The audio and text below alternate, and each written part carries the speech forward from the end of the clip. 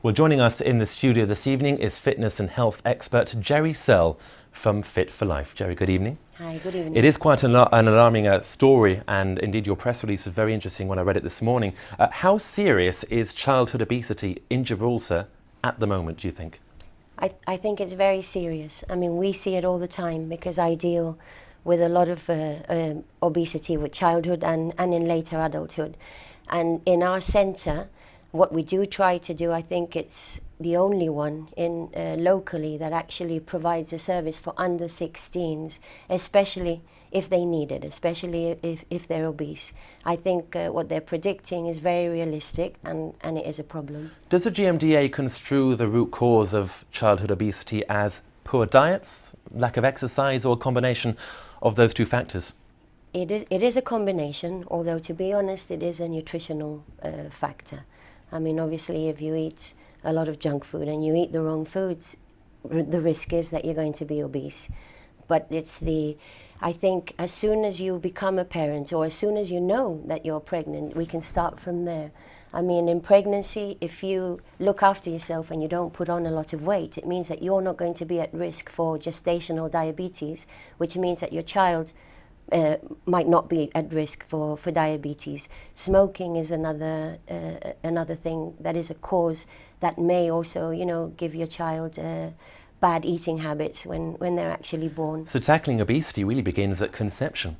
At conception, I think it's the information that we have to give out. Once the child is born, there are a lot of things that you can do, because breastfeeding, for example, for mothers who can breastfeed, that will give your child good habits for the future, because that is the way that you have to eat. You have to graze, you have to eat little and often. Babies which are brought up on formula, they eat more, obviously, because they're getting 8-ounce bottles, as opposed to eating maybe every 2 hours when they're breastfeeding. And also it's sweeter. So it could also cause a risk of them developing a sweet tooth. Crying. I mean, when a baby cries, it doesn't necessarily mean that they're hungry.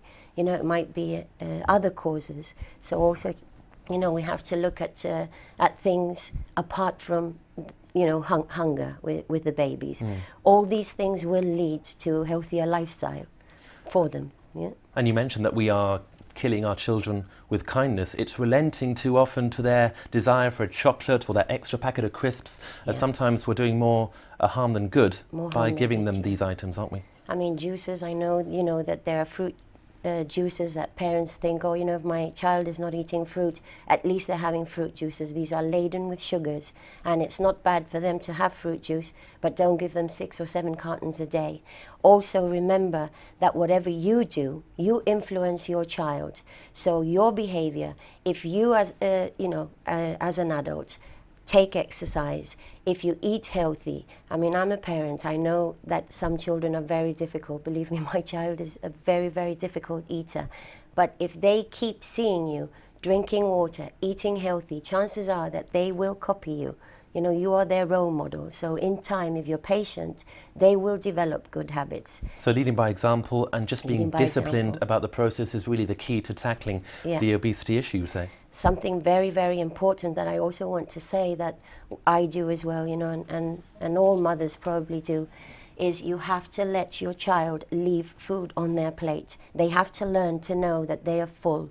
I mean, if we keep saying to children, you've got to finish your food, or just one more spoonful, you're actually making them develop bad habits for the future. That will cause obesity because it will cause them to overeat. So if they leave their food, it's because they're full and they're not hungry, and that is excellent. That's the way to stop them from overeating.